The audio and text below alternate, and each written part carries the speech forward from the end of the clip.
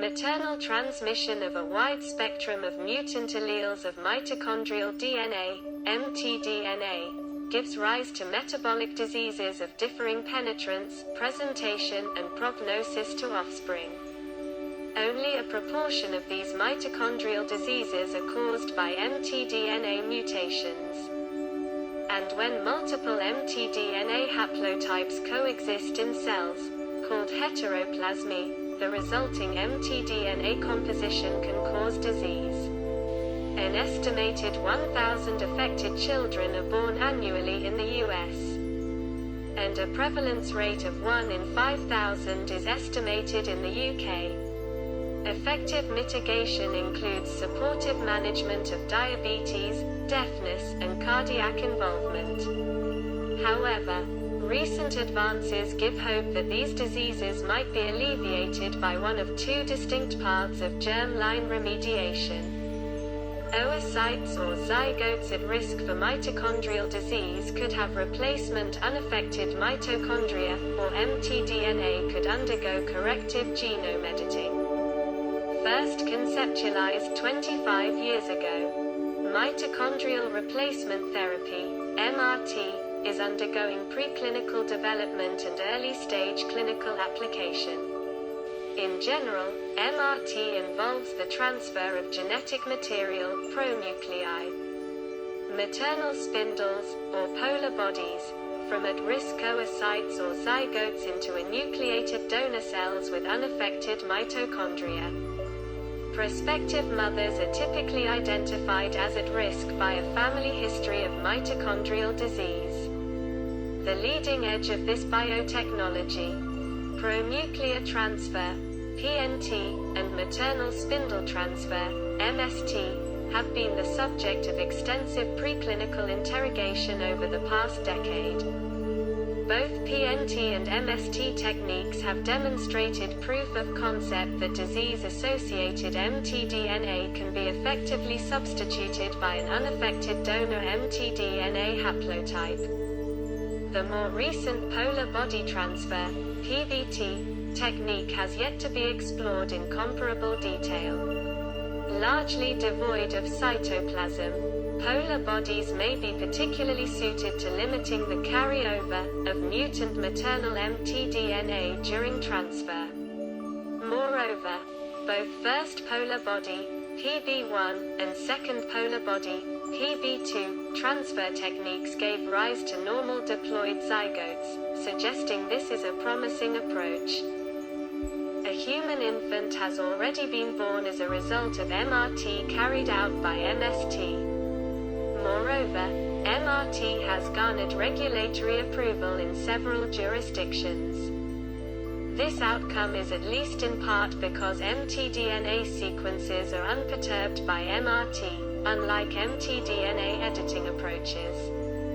Notably, in the UK, at least 17 requests for MRT were granted by the Human Fertilization and Embryology Authority, HFEA, between the 31st of August 2017 and the 31st of October 2019. It is unclear how many children have been born through the use of MRT and what their health status is, owing to requests for privacy by parents. The results of the PNT clinical trial, NCT 04113447, are still pending. Common to all forms of MRT is the risk of carryover of perinuclear mtDNA into the reconstituted oocyte or zygote. It is nearly impossible to transfer mitochondria-free nuclear material, and the potential minimization, if not elimination, of carryover remains the subject of active investigation. Reports of 2.37 to 9.23% mutant mtDNA load in tissues from the child born after MST affirm the reality of the carryover phenomenon as well as the postnatal persistence thereof. Carried over parental mtDNA was documented following MST or PBT with material from non-human primates. What remains poorly understood is whether carried over mutant maternal mtDNA might outgrow its intact donor counterpart to re-establish the disease phenotype, which has implications for safety and efficacy. Along these lines, reversion may all but invalidate the utility of the MRT paradigm. First noted in non-human primate oocytes of female progeny produced by MST, reversion has been repeatedly observed. Studies of adult MST-derived rhesus macaques and their offspring revealed maternal heteroplasmy of mutant alleles is less than or equal to 16.6% in several internal organs. Assessment of subsequent progeny in turn revealed that the paternal mtDNA contribution rose to 33% in select tissues and organs in 2 individuals. Moreover, a total of 8 of the 39 human embryonic stem cell lines, derived from MRT blastocysts, studied to date in vitro displayed some reversion of mtDNA. Yet to be clarified is the possibility that this constitutes a cell culture phenomenon. Additional research is needed to clarify the root causes of the reversion phenomenon. Enzymes that edit mtDNA, akin to the nuclear counterparts, have long been sought for the treatment of mitochondrial diseases. Regrettably, however, such precision editing has been held back by the inability to deliver guide RNAs for CRISPR-Cas editing into the membrane-bound mitochondrial matrix owing to hydrophobicity and the strong electrochemical potential across the inner mitochondrial membrane. These limitations mean that RNA-free programmable nucleases have been the focus of such efforts. Pathogenic mtDNA of hybrid mammalian oocytes were targeted by transcription activator-like effector nucleases, TALENs, or zinc finger nucleases, ZFNs, which recognize specific DNA sequences and allow targeted editing through endonuclease-induced double-stranded DNA breaks.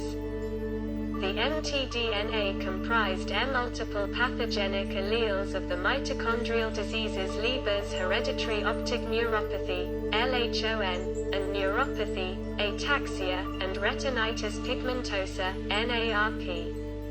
And editing was demonstrated to be successful in vitro.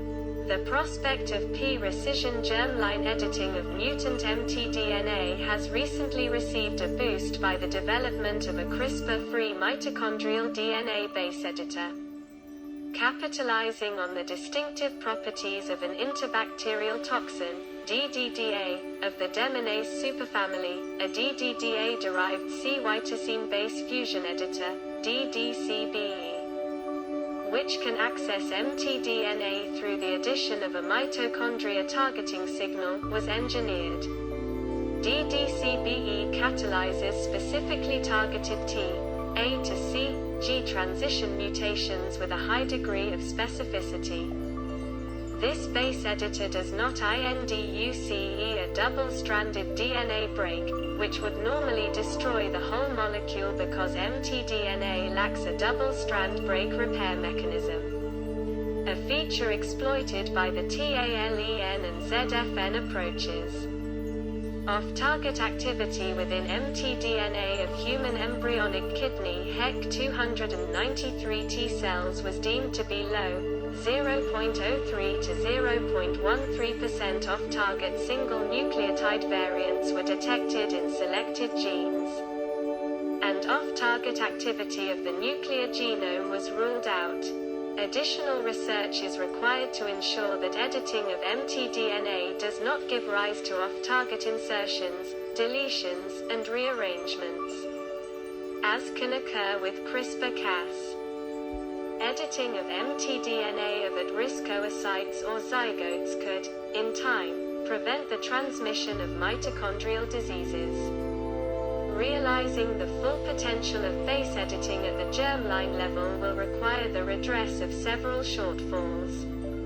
Topping this list is the reliance of DDCBE on mtDNA replication. when the double-stranded molecule temporarily becomes single-stranded and one of the two parental strands is editable. This requirement alone limits the editing efficiency of ddCBE to 50%. Moreover, mtDNA replication, which occurs in blastocyst stage embryos 5 days after fertilization, is unlikely to occur during earlier stages of human embryonic development, which is when remedial germline editing is likely to be applied. It would thus appear that, for now, ddCBE may help reduce, but not eliminate, some deleterious mtDNA alleles that contribute to mitochondrial diseases. However, a 50% allele frequency correction may still be efficacious if the mutant allele frequency drops below a mitochondrial disease-promoting threshold. The editing specificity of ddCBE is limited to Cs preceded by AT and thus to the conversion of a mutant CG base pair to TAR. Approximately 10% of the 93 confirmed pathogenic mutations currently listed in MitoMap, www.mitomap.org, may be amenable to correction by ddCBE. This estimate is consistent with the theoretical 6.25% frequency of a TC denucleotide present randomly in DNA. Notably, ddCBE reverts C back to T, thereby limiting this base editor to correcting a transition mutation, i.e., T right pointing arrow C. However, transversion mutations, e.g., a right pointing arrow C or G right pointing arrow C, which are rarer than transitions, will also be edited back to T, resulting in the wrong sequence.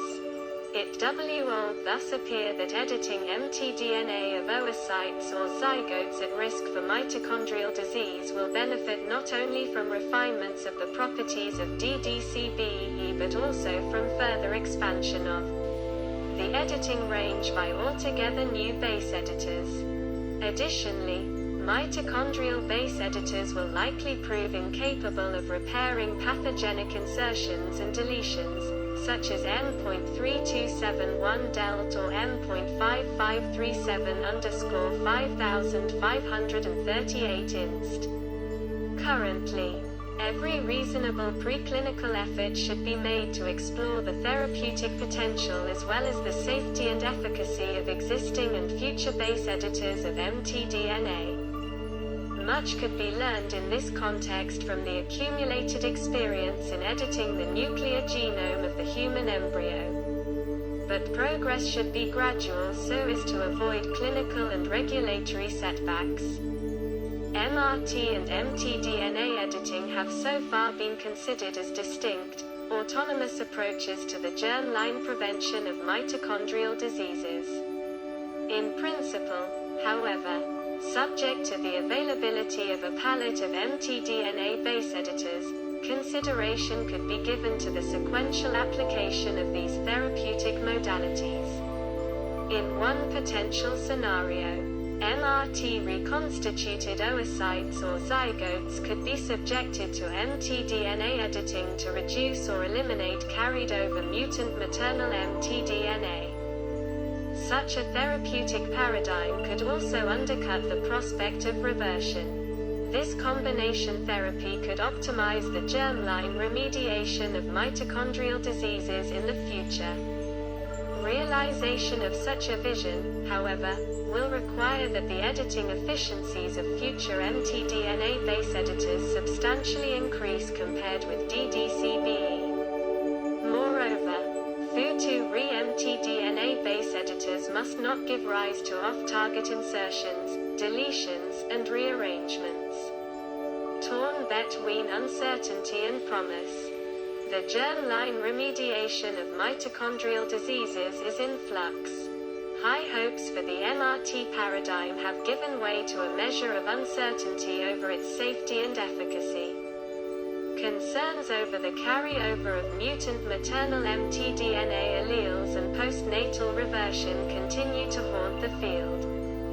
The dependence of MRT on a donor egg or zygote constitutes another challenge replete with ethical, legal, and religious considerations. Using MRT in the US remains infeasible owing to a renewable prohibitory legislation from 2015. It is probably just a matter of time before a growing number of mtDNA base editors become available to remedy many of the mutant alleles currently beyond reach. Editing mtDNA could assume a leading, donor-independent, role in the prevention of mitochondrial diseases. In the interim, however, every effort must be made to assure the safety and efficacy of MRT. Further progress in this arena should ensure that relief of the attendant human misery will materialize before long.